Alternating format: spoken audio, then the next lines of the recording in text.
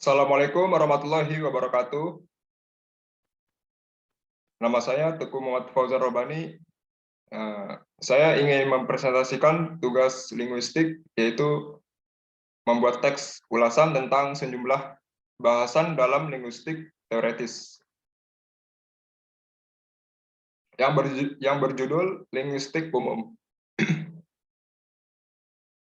Ya, kemudian linguistik umum juga berbagai jenis, yaitu yang pertama hakikat bahasa.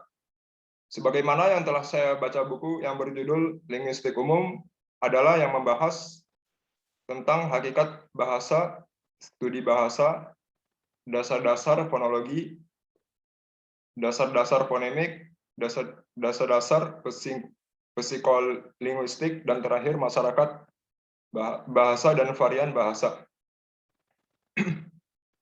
Dan apa saja seluk-beluk bahasa itu? Yaitu seluk-beluk bahasa memiliki 5 macam, yakni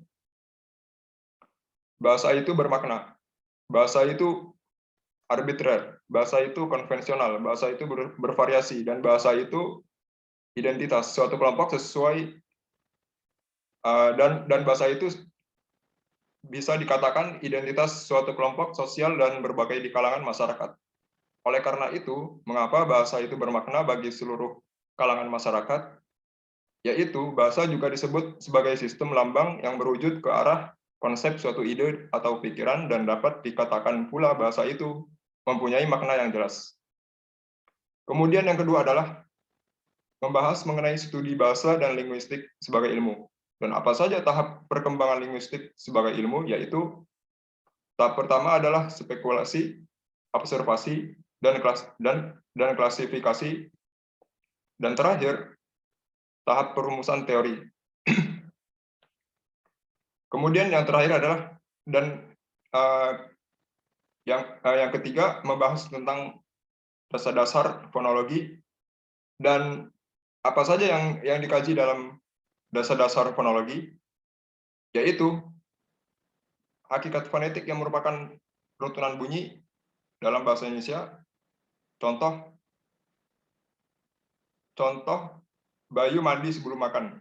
Nah, kemudian terjadinya bunyi bahasa yang disebut fungsi, dan terakhir adalah klasifikasi bunyi bahasa yang dapat dikelompokkan menjadi 2 bunyi, yaitu vokoid dan semi-vokoid. Kemudian yang kedua juga disebut reduplikasi.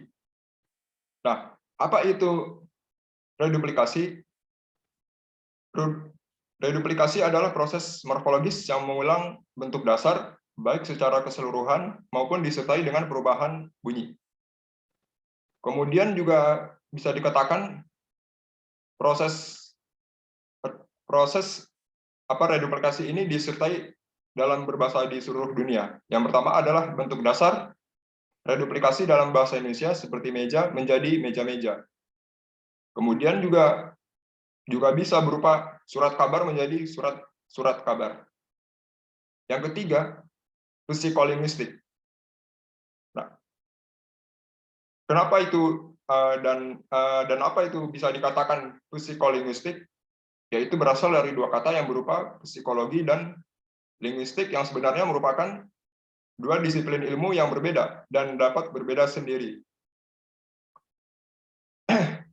Dan psikolinguistik pun juga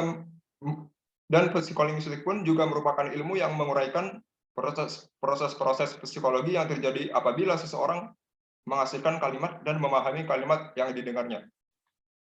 Untuk berkomunikasi terhadap seseorang dimanapun dan dimanapun berada.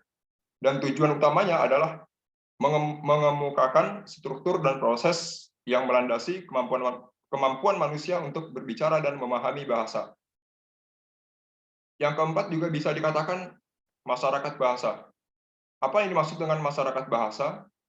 Masyarakat bahasa adalah sekelompok orang yang merasa atau menganggap diri mereka memakai bahasa yang sama. Dan kemudian menurut perkataan di atas adalah mereka membentuk 2 masyarakat bahasa yang berbeda, yakni bahasa masyarakat, bahasa diri, dan masyarakat bahasa Pakpak. Kemudian yang terakhir adalah kesimpulan atau manfaat linguistik umum. Kemudian, sebagaimana yang telah dijelaskan dari nomor 1 sampai nomor 4, dapat saya simpulkan bahwa linguistik pun tentu mempunyai manfaat bagian kehidupan manusia, seperti pengetahuan atau wawasan yang luas tentu sangat membantu dalam menyelesaikan berbagai objek penelitian. Dan termasuk juga hubungan berbagai bahasa, pengetahuan kemasyarakatan dan kebudayaan. Dan ini yang dapat saya simpulkan. Dan yang terakhir adalah daftar pustaka. Syukran, jazakumullahu khairan. Wassalamualaikum warahmatullahi wabarakatuh.